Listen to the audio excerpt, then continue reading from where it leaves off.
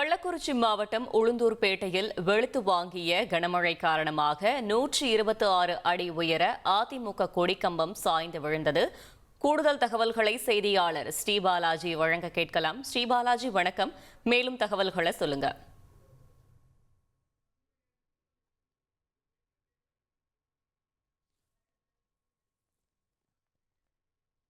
ஸ்ரீபாலாஜி வணக்கம், முழு தகவல்களை சொல்லுங்க. அதாவது கள்ளக்குறிச்சி மாவட்டம் உளுந்தூர்பேட்டை மற்றும் அதன் சுற்றுவட்டார பகுதியில் நள்ளிரவில் இருந்து அதிகாலை வரை கனமழையானதை கொட்டி தீர்த்தது. இந்த கனமழையின் காரணமாக உளுந்தூர்பேட்டை சேலம் புறவழிச்சாலை பகுதியில் 126 அடி உயரத்தில் அதிமுக சார்பில் நிறுவப்பட்டிருந்த கொடிக்கம்பம் சாய்ந்து விழுந்தது. இது குறித்து தகவல் அறிந்த அதிமுகவினர் தற்போது அந்த கொடிக்கம்பத்தை அகற்றும் பணியில் ஈடுபட்டு வருகின்றனர்.